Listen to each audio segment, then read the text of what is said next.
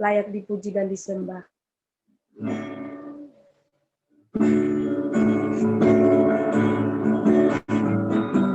Terima kasih Tuhan, kami mau datang kepada Tuhan, kami mau sembah Tuhan, karena Engkau layak dipuji dan disembah Yesus.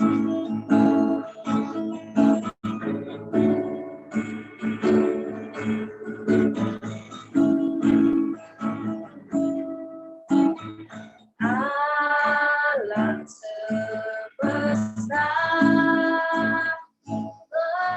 melukiskan kebesaran Tuhan, bumi dan surga menyanyikan kemuliaan nama-Mu.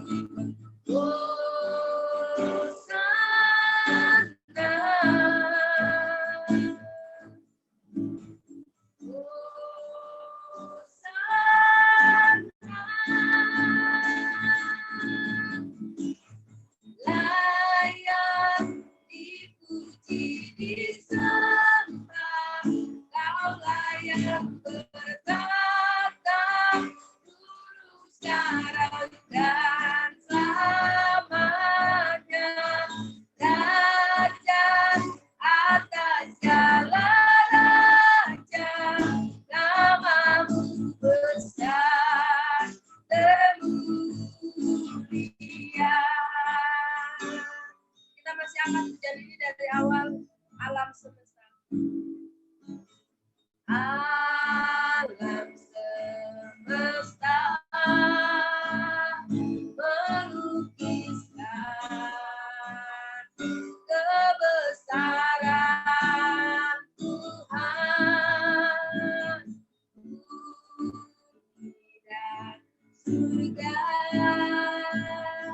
menyanyikan kemuliaan nama-Mu. Hosana,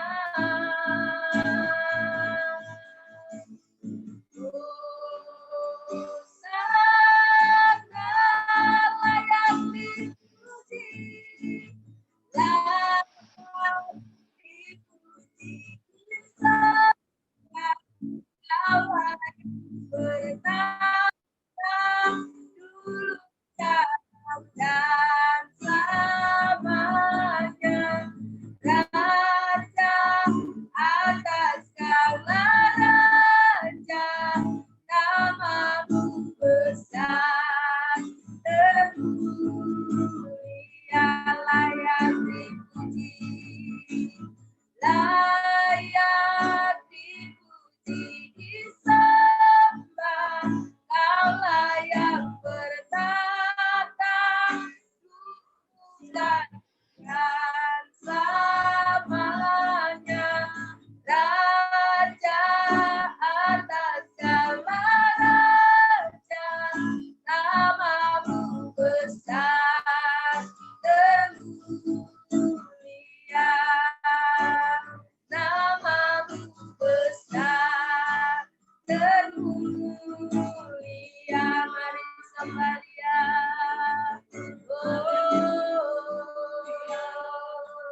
Engkau layak disembah. Engkau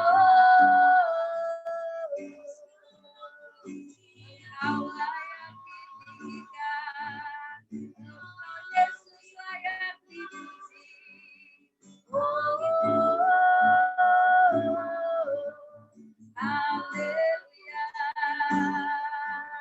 Terpujilah nama-Mu.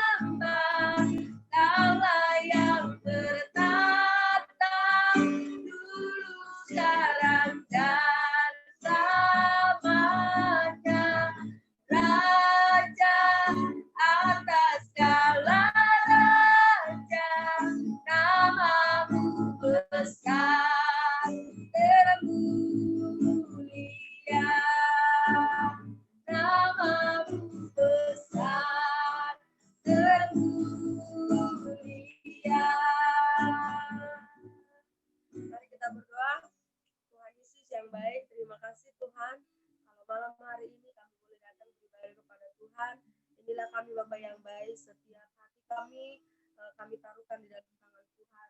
Sekalipun Tuhan kami ibadah melalui Zoom Tuhan, tapi kami percaya Engkau hadir di dalam hati kami Tuhan. Tuhan Yesus, sebentar kami mau bertepuk tangan buat Tuhan, kami mau bernyanyi buat Tuhan. Di dalam nama Yesus, kami berdoa dan mengucap syukur. Amin. Kita masih memuji Tuhan, Bapak, buat teman-teman semua. Kita angkat pujian, segala puji syukur.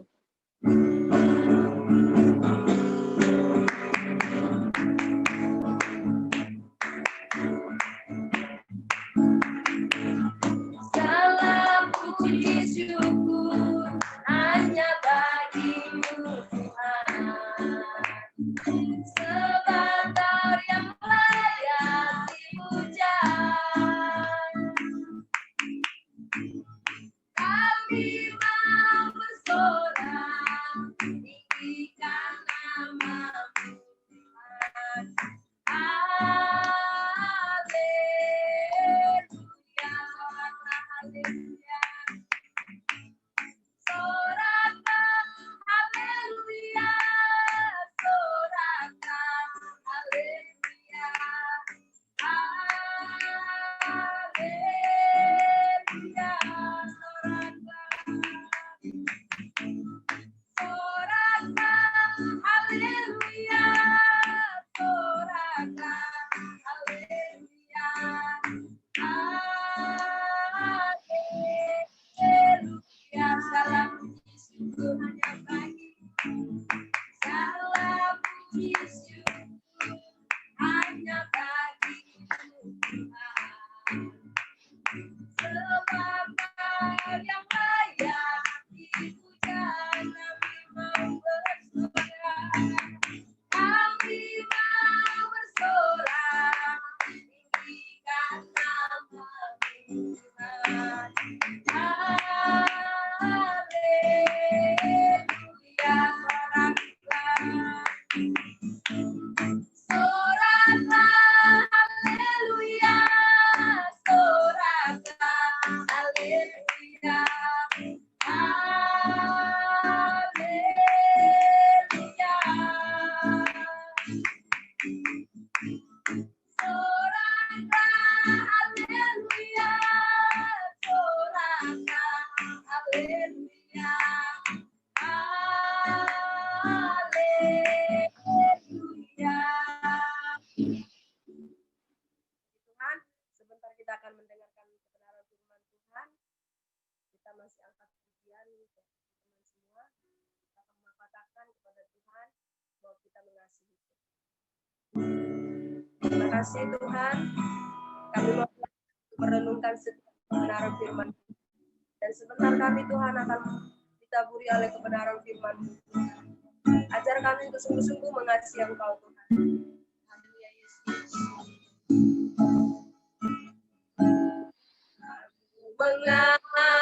Mengasihi Engkau Yesus dengan genap hati. Aku mengasihi Engkau Yesus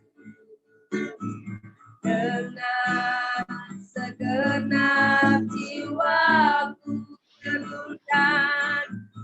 Renungkan firman-Mu siang dan malam. Ku pegang perintah-Mu dan ku lakukan. Engkau tahu ya Tuhan, tujuan hidupku hanyalah untuk menyenangkan hati. Kita masih akan menjadi dari awal mengasihi Engkau Tuhan. Aku mengasihi Engkau Yesus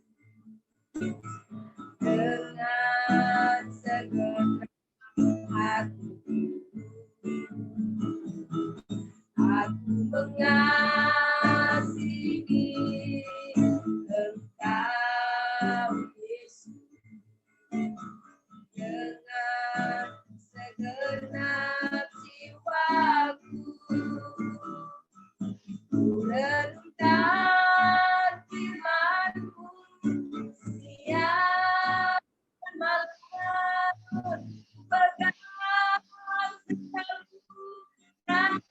lakukan. Engkau tahu ya Tuhan, tujuan hidupku hanyalah menyenangkan renungkan firman-Mu siang dan malam, ku pegang perintah-Mu dan ku lakukan. Engkau tahu ya Tuhan, tujuan hidupku hanyalah untuk menyenangkan hati-Mu. Saya serahkan kepada hamba Tuhan. Mari kita berdoa. Allah Bapa yang bertata dalam kerajaan surga, kembali Tuhan kami mengucap syukur buat penyertaan-Mu sepanjang kehidupan kami. Sepanjang hari ini, hingga pada malam hari ini kami dapat kembali berkumpul untuk memuji muliakan nama-Mu Tuhan. Kami sudah selesai memuji muliakan nama-Mu. Sebentar kami akan mendengarkan sebagian dari firman-Mu. Yang biarlah firman menjadi rema dalam kehidupan kami, menguatkan kami dalam kehidupan kami sekarang Tuhan. Terima kasih Bapa di sorga, kami serahkan dari pertengahan ibadah kami ini sampai pada akhirnya dalam tangan kuasa Bapa. Terima kasih Bapa di sorga, hanya di dalam nama anak-Mu Tuhan Yesus Kristus kami siap untuk mendengarkan sebagian dari firman-Mu. Haleluya. Amin.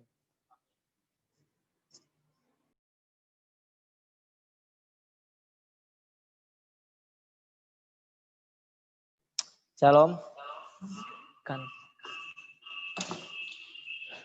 Shalom. Shalom, shalom. Sorry, tadi suaranya bergema ya kan? Iya. Soalnya tadi teman saya yang Joshua itu di samping saya, makanya ya maklum lah.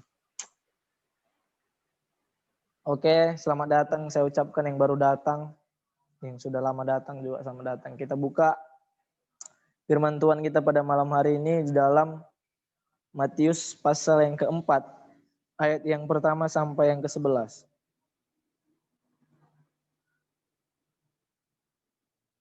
Matius pasal 4 ayat yang pertama sampai yang ke-11. Kalau semuanya belum lihat Alkitab sama baca, enggak kita teruskan.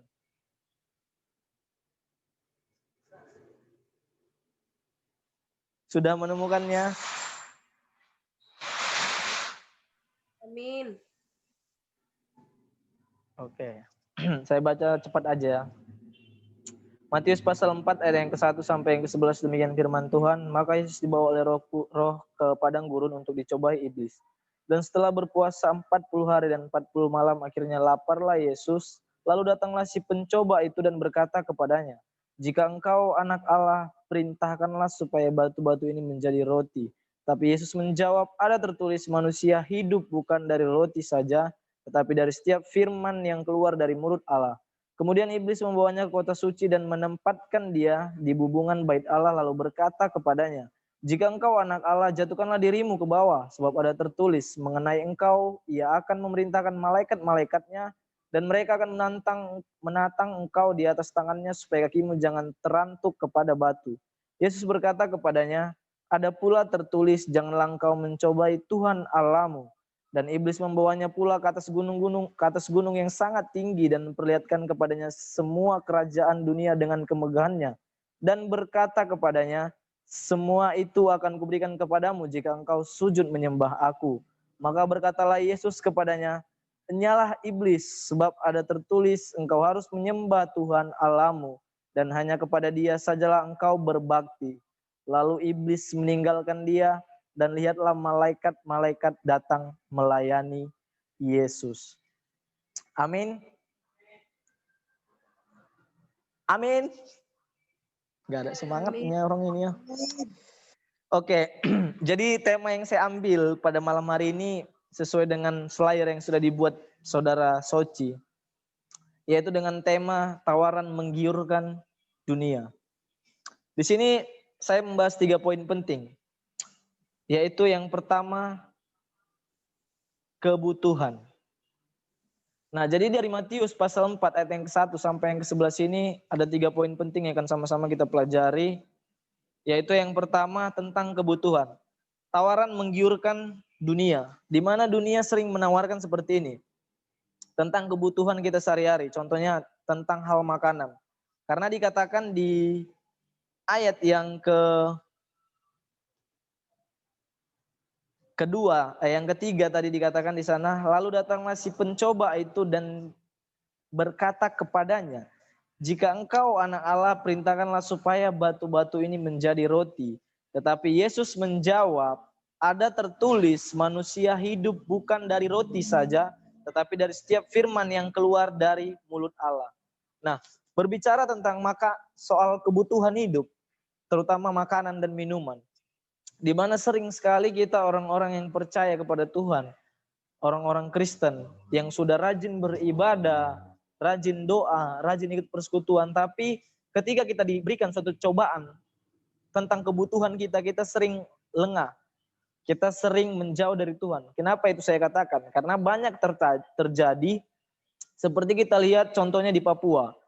Di Papua itu mereka pindah dan meninggalkan Yesus karena bantuan, hanya karena sembako, hanya karena anak mereka disekolahkan, hanya karena kebutuhan hidup mereka dipenuhi.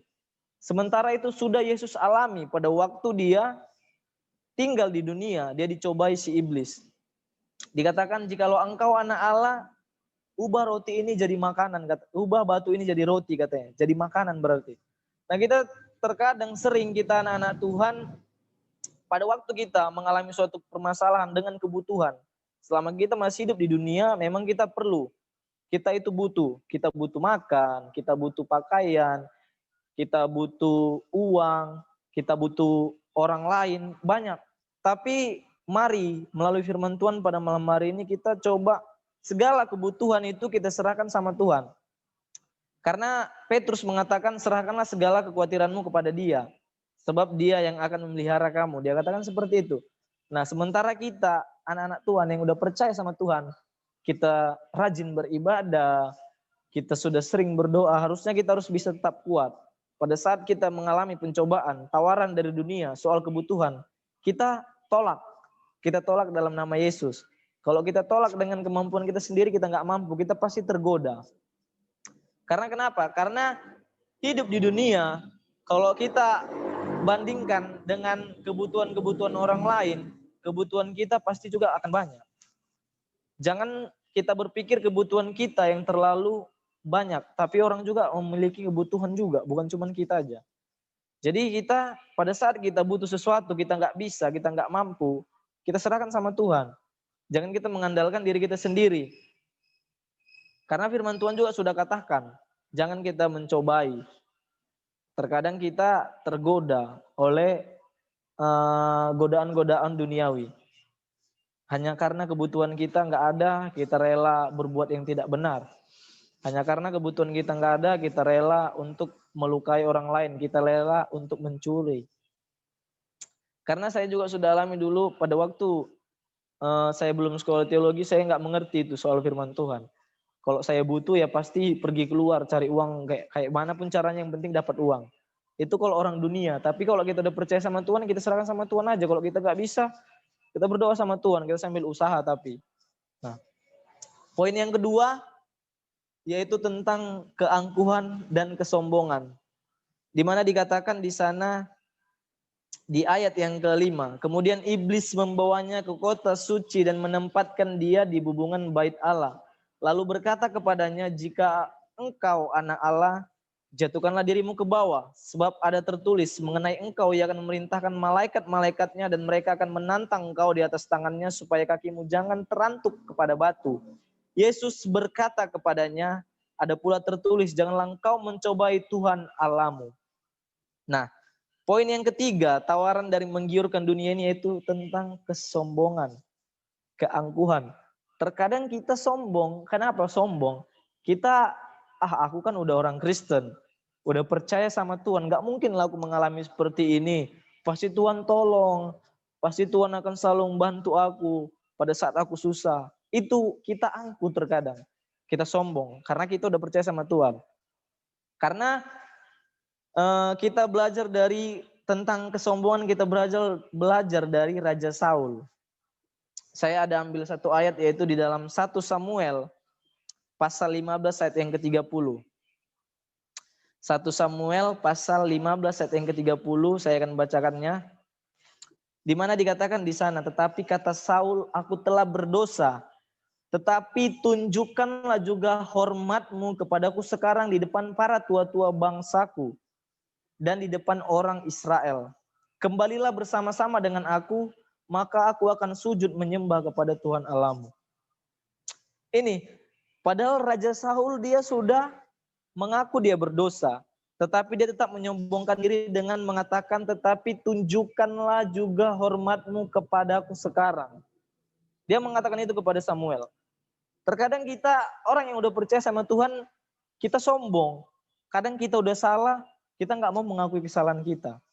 Kadang kita udah salah, tapi kita seperti Saul ini, tapi kita mau dihormati. Banyak hamba Tuhan seperti itu, yang sudah mengalami, yang sudah melakukan banyak kesalahan, tapi mereka merasa pengen dihormati. Pengen selalu merasa dihormati. Kalau kita mau rasa dihormati, kita mau jadi pahlawan aja, nggak usah jadi prajurit Kristus. Kenapa? Karena itu yang sering terjadi. Angkuh, sombong. Apalagi nanti kalau kita kayak kita seperti ini, kita udah sekolah teologi. Kita merasa diri kita ini udah Tuhan tolong pasti, Tuhan selalu sama kita. Apa yang kita perlu pasti Tuhan kasih. Kita dengan sombong di hadapan teman-teman kita yang mungkin belum percaya kepada Tuhan. Itu yang membuat kita selama hidup di dunia ini itu pasti. Karena itu sudah kodrat manusia memiliki sifat sombong, angkuh, nggak puas dengan segalanya. Udah ada motor, minta mobil.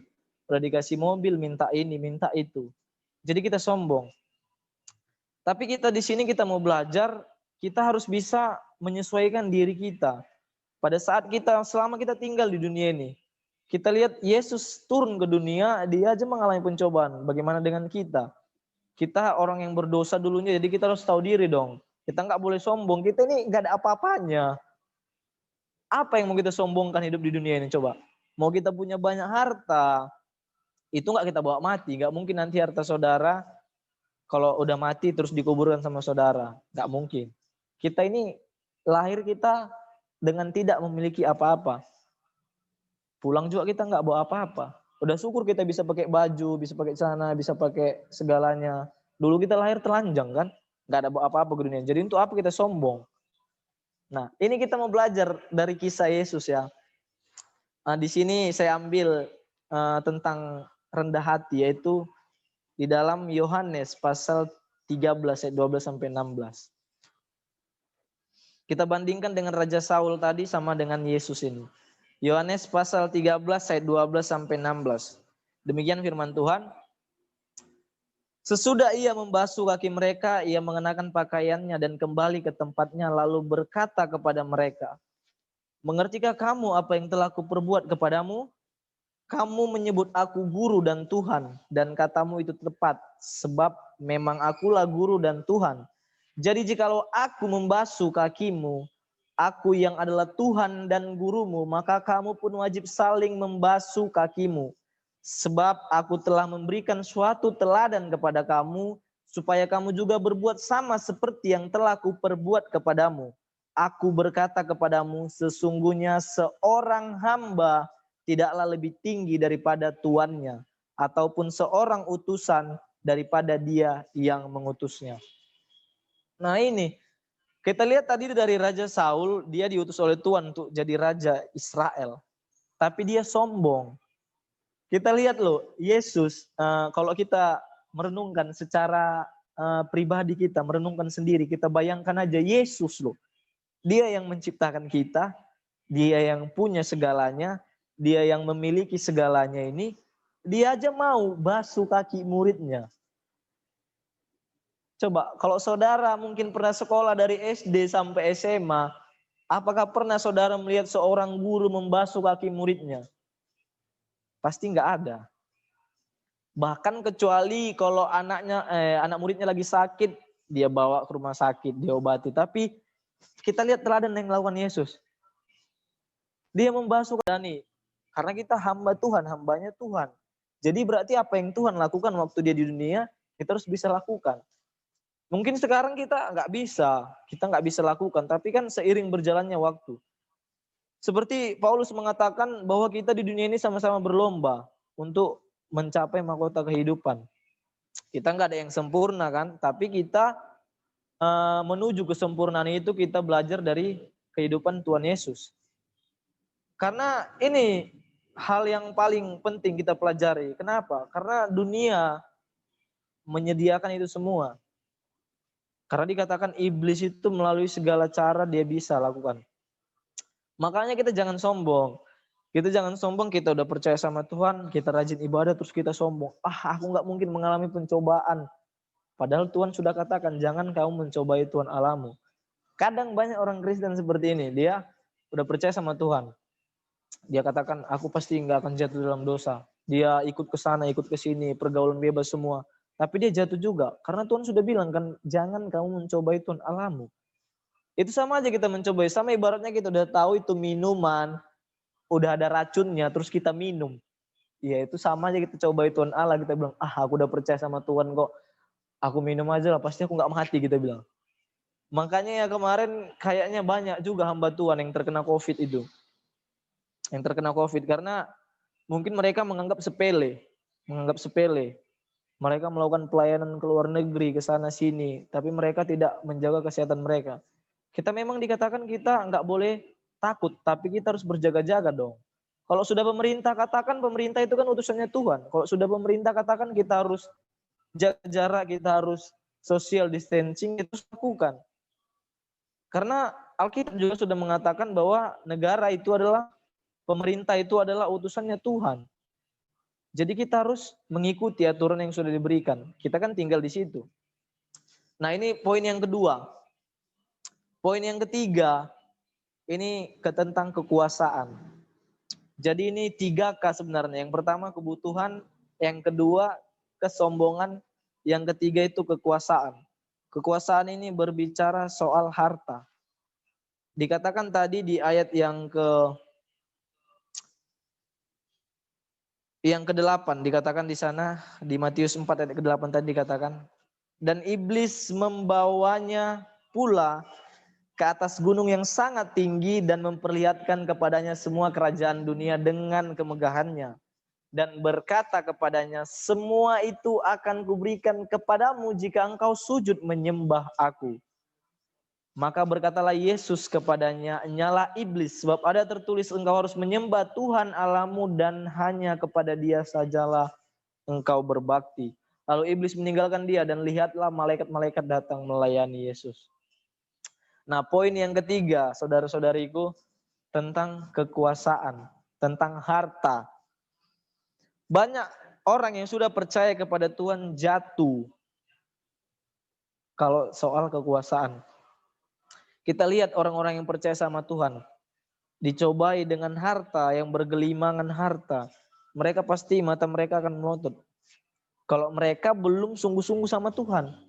Karena ini memang hal yang wajar kalau dunia tawarkan. Misalnya ditawarkan berapa triliun samamu, kau harus mau lakukan ini, dilakukan. Padahal itu uang yang haram. Karena kita lihat di dalam tentang Raja Salomo ya. Kita lihat Raja Salomo di dalam 1 Raja-Raja. 1 Raja-Raja 3 ayat yang ke-12 ya. Saya baca ya. 1 Raja-Raja 3 ayat yang ke-12. Dikatakan di sana,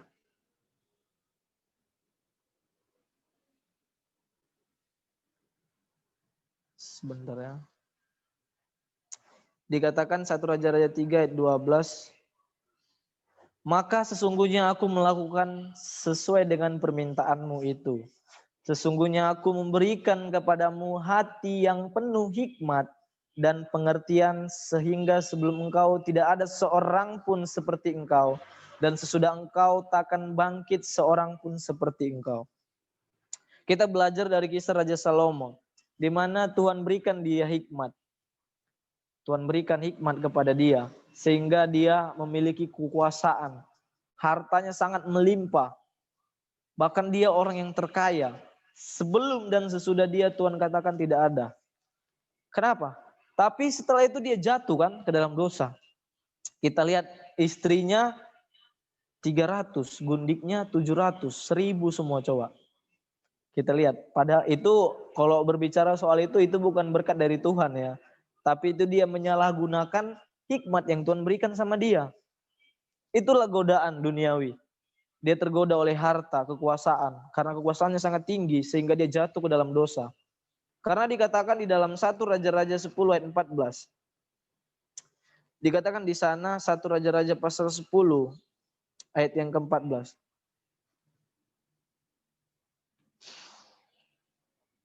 Adapun emas yang dibawa kepada Salomo dalam 1 tahun ialah seberat 666 talenta. Coba lihat harta Salomo. Gak terhitung mungkin ya. Adapun emas yang dibawa kepada Salomo dalam 1 tahun ialah seberat 666 talenta. Itu dalam 1 tahun dia dapat emas. Dari 1000 loh, 1000. 300 istrinya, 700 gundiknya. Coba kita bayangkan, kekuasaan dia sangat luar biasa. Harta dia mungkin gak habis ya. Kalau kita hitung-hitung berapa keturunan gak habis hartanya. Hah? Tapi itu yang membuat dia jatuh ke dalam dosa sehingga dia memiliki istri yang banyak. Dia menyalahgunakan kekuasaan yang Tuhan berikan. Kadang orang-orang yang percaya sama Tuhan setelah diberikan kekuasaan, diberikan harta, dia malah jauh dari Tuhan.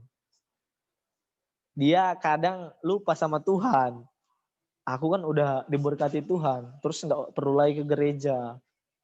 Aku berdoa di rumah aja kan bisa. Kan nggak mesti juga ke gereja, nggak mesti juga pelayanan. Tapi kan ini juga untuk Tuhan. Kadang banyak kayak gitu. Tapi itu cuman mungkin hanya dia katakan seperti itu aja sama dirinya sendiri. Padahal nyatanya enggak. Kalau kita seperti itu dalam kehidupan kita, harta itu memang sangat-sangat krusial. Itu yang membuat terkadang seperti kami ya, kayak orang Batak itu hanya karena harta terkadang itu mereka sampai bunuh-bunuhan. Mereka kadang sampai tengkar satu sama lain, apalagi kalau anaknya yang banyak ya, mempunyai anak laki-laki yang banyak. Karena di orang Batak itu anak laki-laki itu pewaris. Kadang itu yang membuat mereka bertengkar bahkan sampai bunuh-bunuhan. Itulah yang sangat menggiurkan dari dunia ini. Kenapa? Karena pasti kita selama di dunia ini pasti itu akan kita alami. Kita masih muda kan. Bisa Tuhan berikan kepada kita suatu peningkatan, kita diangkat, kita jadi bos. Disitulah kita diuji. Karena karakter seseorang itu dilihat pada saat dia posisi tertinggi sama posisi terendah. Kalau di saat kita tertinggi, kita lupa sama Tuhan, di situ nampak asli karakter kita. Berarti kita ikut Tuhan gak sungguh-sungguh dong. Kita cuma mau berkatnya aja, tapi kita nggak mau lakukan yang Tuhan perintahkan sama kita. Nah, ini kita baca juga di 1 Raja-Raja 11 ayat 3. Ini ya, 1 Raja-Raja 11 ayat 3. Ini dikatakan di sana jumlah dari istri Salomo. Ia mempunyai 700 istri dari kaum bangsawan dan 300 gundik. Istri-istrinya itu menarik hatinya daripada Tuhan. Sebab pada waktu Salomo sudah tua, istri-istrinya itu mencondongkan hatinya kepada ilah-ilah lain, sehingga ia tidak sepenuh hati berpaut kepada Tuhan Allahnya seperti Daud ayahnya. Nah, kita lihat, Tuhan sudah berikan sama dia kekuasaan, berikan harta yang banyak, tapi dia salah gunakan. Salomo pada saat itu orang yang sangat berhikmat. Seluruh penjuru kenal sama dia. Sehingga dia pasti bangga dong. Kalau kita jadi Salomo pasti kita bangga. Orang kenal semua sama kita. Nah, pada waktu itu juga di situ dia terjatuh. Banyak yang suka sama dia. Setiap raja datang memberikan anaknya kepada dia untuk dinikahkan. Coba. Disitulah perlahan-lahan yang membuat dia jatuh ke dalam dosa. Hanya karena kekuasaan. Dia jadi menjauh dari Tuhan. Jadi kita di tempat ini, di tempat kita masing-masing, pada saat ini coba kita refleksi diri kita. Apakah kita sudah bisa untuk melaksanakan yang sudah Tuhan perintahkan sama kita? Apalagi kita dan teman-teman di sini yang sudah sekolah teologi ya. Yang sudah sekolah teologi, sudah belajar firman Tuhan. Memang nggak mudah sih, memang nggak mudah. Tapi kita kan sama-sama belajar. Karena Kalau kita belajar itu butuh proses juga.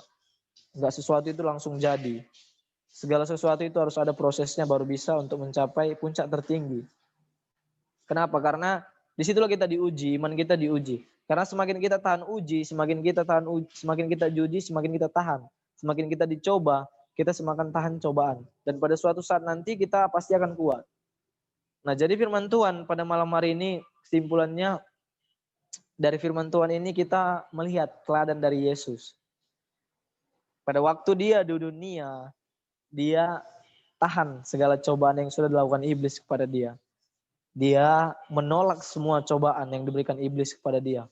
Berbicara soal kebutuhan, berbicara soal kesombongan, dan berbicara soal kekuasaan. Jadi kita, anak-anak yang sudah percaya sama Tuhan, jangan kita sombong. Sementara kita udah sekolah teologi, kita udah belajar Alkitab, kita sombong. Jangan. Karena itu akan menjadi sesuatu yang Tuhan nggak suka. Tuhan nggak suka orang yang sombong. Misalnya pun kita udah jadi orang yang besar, nanti kita jangan sombong. Kita tetap ingat Tuhan. Kita serahkan sama Tuhan semuanya. Karena firman Tuhan juga sudah katakan, selama kita hidup di dunia jangan kita khawatir. Apa sih yang kita perlukan? Kita memakan, meminum, Tuhan sediakan. Dia katakan sedangkan burung di udara aja loh, dia nggak menabur tapi dia bisa makan. Kita bisa bekerja, kita bisa berusaha. Kita Tuhan kasih hikmat, kita gunakan dengan baik. Jangan kita salah gunakan seperti Salomo. Karena dia salah gunakan, itu dia menjadi orang yang jauh dari Tuhan. Dia menjadi orang yang melupakan Tuhan. Dengan 1000 istri. Kita jangan beranggapan bahwa istri yang Salomo memiliki itu berkat dari Tuhan. Bukan, tapi itu karena dia menyalahgunakan hikmat yang Tuhan berikan sama dia. Jadi firman Tuhan pada malam hari ini sama-sama mengingatkan saya dan teman-teman di sini supaya kita kembali. Jangan kita tergoda oleh tawaran-tawaran yang ada di dunia ini. Kita sama-sama belajar, kita minta petunjuk dari Tuhan.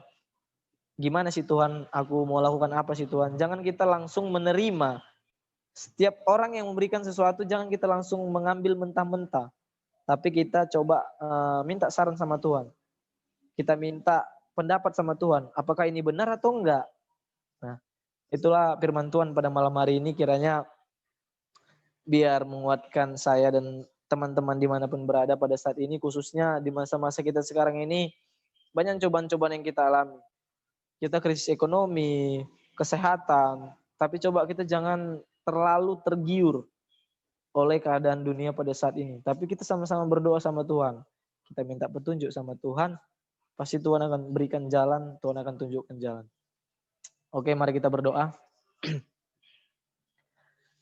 Allah Bapa yang bertata dalam kerajaan sorga, kembali Tuhan, pada malam hari ini kami bersyukur atas penyertaan-Mu sepanjang kehidupan kami sampai pada saat ini Bapa. Sehingga kami masih bisa beribadah meskipun hanya melalui Zoom. Tapi kami percaya Tuhan, Engkau selalu beserta dengan kami dimanapun kami berada. Firman-Mu Tuhan mengingatkan kami kembali pada malam hari ini, kiranya supaya kami tidak tergiur, tidak tergoda oleh tawaran-tawaran yang sudah dunia sediakan kepada kami. Karena kami mau belajar dari Engkau. Engkau pada saat dicobai di dunia, Engkau tetap kuat. Nah begitu juga dengan kami Tuhan, kami ini anak-anak-Mu, kami ini hamba-Mu, kami ini utusan-Mu, Engkau yang menciptakan kami ini adalah anak Tuhan. Jadi kami akan percaya kalau mau kami belajar, kami bisa. Kami serahkan semua kehidupan kami sama Tuhan, biar Tuhan yang berkehendak atas kehidupan kami, apapun yang kami butuhkan, apapun yang kami perlukan dalam kehidupan kami pada saat ini Tuhan, biarlah Tuhan yang sudah menyediakan. Kami akan percaya Tuhan tidak akan membiarkan kami. Tuhan tidak akan melupakan kami. Tuhan tidak akan lalai akan janji-janji Tuhan kepada kami. Terima kasih Bapa di sorga, penyampaian hamba-Mu terbatas. Kiranya biarlah Roh Kudus-Mu yang menerangkan lebih luas lagi kepada kami pribadi lepas pribadi ya Bapa. Terima kasih Bapa di sorga, kami serahkan kehidupan kami selanjutnya dalam tangan kuasa-Mu Tuhan. Kiranya biar Engkau yang bekerja, yang berkarya dalam kehidupan kami. Hanya dalam nama anak-Mu Tuhan Yesus Kristus kami sudah berdoa dan mengucap syukur haleluya. Amin. Amin. Ini yang doa syafaat siapa? Enggak tahu, Kak. Saudari Korea aja lah kalau gitu doa syafaat.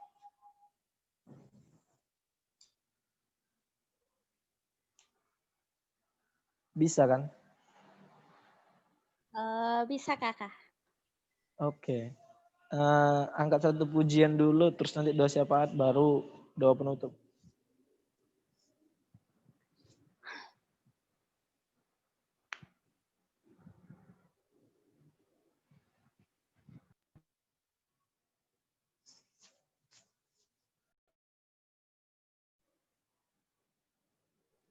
Saya yang pimpin pujiannya.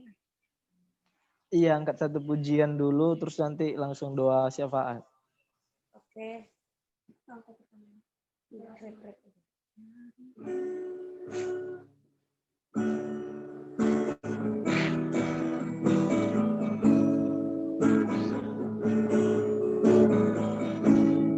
Jadikan aku bait suci-Mu yang kudus dan yang tiada bercela. Jadikan aku mesbah doa-Mu bagi keselamatan bangsaku. Jadikan aku bait suci-Mu yang kudus dan yang tiada bercela. Jadikan aku mesbah doa-Mu bagi keselamatan keluargaku. Saya serahkan kepada doa syafaat. Mari kita berdoa. Apa yang baik, kami mengucap syukur Tuhan buat segala kebaikan-Mu dalam setiap kehidupan kami anak-anak-Mu. Kami bersyukur buat malam hari ini, buat waktu yang terbaik yang kami berikan untuk-Mu Tuhan Yesus. Dari awal pertengahan ibadah kami, bahkan kami sudah ditaburi oleh kebenaran firman-Mu Tuhan, yang menjadi pelita dalam setiap langkah kehidupan kami anak-anak-Mu. Kiranya firman yang kami dengarkan di malam hari ini Bapa menjadi rema dalam setiap kehidupan kami, dan kami akan melakukannya dalam kehidupan kami setiap hari Bapa. Terima kasih Tuhan, pada malam hari ini kami menaikkan setiap pokok doa syafaat kami Bapa. Untuk itu mari Engkau mengampuni setiap salah dosa pelanggaran kami Bapa. Layakkanlah kami, biarlah kami terus berkenan di hadapan hadirat-Mu Tuhan Yesus yang baik. Di malam hari ini kami berdoa bersatu hati buat kesatuan hati kami di Ikmas Tesi ini Tuhan Yesus. Engkau satukan kami terus Tuhan Yesus. Walaupun kami ibadahnya secara virtual Tuhan, tetapi kami percaya ketika Tuhan yang menyatukan kami, bahkan kesatuan hati akan selalu ada dalam setiap kehidupan kami anak-anak-Mu Bapa yang baik. Terima kasih Tuhan, Engkau memberkati setiap kami yang hadir di malam hari ini juga Tuhan. Engkau pakai kami lebih heran dan lebih luar biasa lagi Bapa. Dimanapun kami berada, dimanapun kami melayani-Mu Tuhan Yesus, kiranya penyertaan Tuhan yang selalu menyertai setiap kehidupan kami. Bapa yang baik, di malam hari ini kami juga terus berdoa buat teman-teman kami yang tidak hadir bersama kami di malam hari ini. Dimanapun mereka berada, kesibukan apapun yang mereka kerjakan atau apapun yang mereka lakukan, Tuhan Yesus, Engkau memberkati selalu setiap kehidupan mereka ya Bapa yang baik. Baik teman-teman kami yang mengerjakan proposal, skripsi, bahkan setiap tugas, bahkan yang kuliah secara online, Tuhan Engkau memberkati dengan hikmat, akal budi yang sehat Bapa yang baik. Terima kasih makasih Tuhan, baik juga buat teman-teman kami yang bekerja, bahkan yang melakukan segala tugas dan lain apapun Tuhan Engkau memberkati Bapa. Bapa, pada malam hari ini Tuhan, kami mau bersatu hati juga Bapa, kami mau berdoa buat bangsa dan negara kami Indonesia ini Tuhan. Saat-saat ini bangsa kami semakin, oh Tuhan Yesus, ada dalam dilanda dengan virus corona, bahkan oh Tuhan, bahkan ada yang kena musibah dengan kebanjiran, gempa bumi Tuhan Yesus. Kami berdoa buat bangsa kami ini Tuhan. Engkau pulihkan bangsa kami Bapa, pulihkan Indonesia ini Tuhan. Kami percayakan bangsa dan negara kami di dalam tangan Tuhan. Bahkan setiap pemerintahan yang ada di bangsa ini Bapa, baik dari Bapak Presiden, Wakil Presiden, bahkan jajaran lainnya Tuhan Yesus. Engkau memberkati setiap kehidupan mereka Bapa. Pakai mereka lebih heran dan lebih luar biasa lagi Tuhan. Apapun yang menjadi visi dan misi mereka demi kemajuan bangsa, bahkan demi keamanan bangsa ini Tuhan, Engkau memberkati setiap kehidupan mereka Bapa.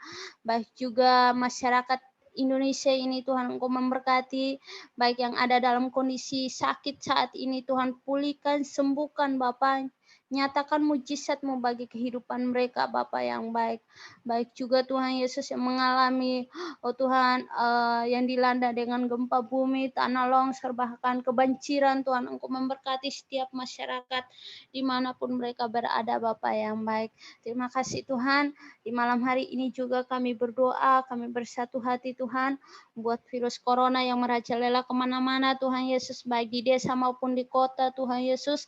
Kami berdoa bersatu hati Tuhan, Engkau lalukan virus ini dengan kuat kuasa-Mu Bapa. Kami percaya kuasa-Mu lebih besar dari segalanya Bapa yang baik.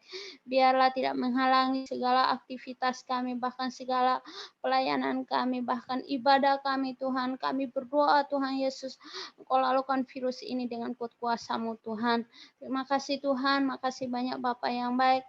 Bahkan juga kami berdoa buat setiap para medis, dokter, perawat yang berdiri di garda depan, yang menangani setiap masyarakat yang kena virus corona Tuhan Yesus. Engkau memberkati setiap kehidupan mereka, pelayanan mereka Tuhan Yesus. Bahkan kekuatan kesehatan Tuhan Engkau anugerahkan dalam setiap kehidupan mereka Bapa. Terima kasih Tuhan Yesus. Baik, makasih banyak Bapa. Kami percaya Tuhan, bangsa dan negara kami Indonesia ini Engkau pulihkan, bahkan Engkau nyatakan kemuliaan-Mu Bapa. Terima kasih Tuhan Yesus yang baik, makasih banyak Bapa. Kami juga berdoa buat setiap para hamba-hamba Tuhan yang ada di seluruh Indonesia ini, bahkan gereja-gereja Tuhan yang ada di seluruh Indonesia ini Tuhan Yesus yang baik. Engkau memberkati setiap hamba-hamba Tuhan, baik yang pelayanan di kota maupun di desa, bahkan di pelosok manapun Tuhan. Kami tidak tahu apa yang mereka rasakan dan mereka alami malam hari ini Tuhan. Tetapi kami percaya Tuhan, roh penghiburan Engkau nyatakan dalam setiap kehidupan mereka Bapa yang baik. Terima kasih banyak Bapa. Bahkan hamba-hamba Tuhan yang ada di pelosok yang membutuhkan makanan atau apapun kebutuhan lainnya Tuhan Yesus, Engkau cukupkan yang terbaik bagi kehidupan mereka Bapa. Terima kasih Tuhan, makasih banyak Bapa. Kami juga berdoa buat gereja-gereja dengan kondisi ini ditutup, bahkan ada ibadah online pun juga Tuhan, Engkau selalu pakai setiap hamba-hamba Tuhan yang melayani, bahkan pakai juga Tuhan Yesus setiap jemaat Tuhan, biarlah mereka tetap taat dan setia untuk beribadah kepadamu Bapa yang baik. Terima kasih Tuhan, makasih banyak Bapa. Pada malam hari ini juga kami juga berdoa Bapa yang baik buat setiap keluarga kami, orang tua kami, sanak saudara kami Tuhan, dimanapun mereka berada, di pulau yang berbeda, di tempat yang berbeda Tuhan. Engkau memberkati setiap orang tua kami, keluarga kami Bapa, bahkan segala usaha pekerjaan mereka, baik orang tua kami yang bekerja di sawah, di ladang, di kebun, bahkan yang wira swasta, pegawai negeri Tuhan Yesus, Engkau memberkati setiap pekerjaan mereka Bapa yang baik. Terima kasih Tuhan, makasih banyak Bapa. Malam hari ini juga Engkau memberkati setiap kami yang hadir di malam hari ini, bahkan setiap aktivitas apapun yang kami lakukan Tuhan Yesus, Engkau memberkati semuanya Bapa yang baik, bahkan dimanapun kami berada melangkah Tuhan, Engkau memberkati kami Bapa. Terima kasih Tuhan, makasih banyak Bapa. Ini yang menjadi doa kami di malam hari ini Tuhan Yesus. Kami naikkan hanya kepadamu Bapa yang baik.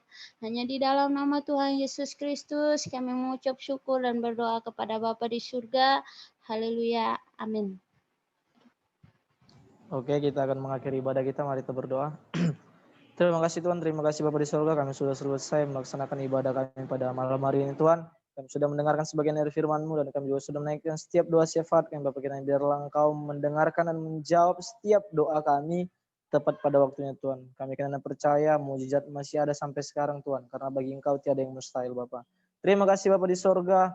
Kiranya kami serahkan kehidupan kami yang masih muda ini ke dalam tangan kuasa-Mu. Kiranya Kau pakai selalu kami Tuhan dalam pelayanan-Mu Tuhan. Kau pakai kehidupan kami yang masih muda ini Tuhan menjadi berkat dimanapun kami berada Tuhan.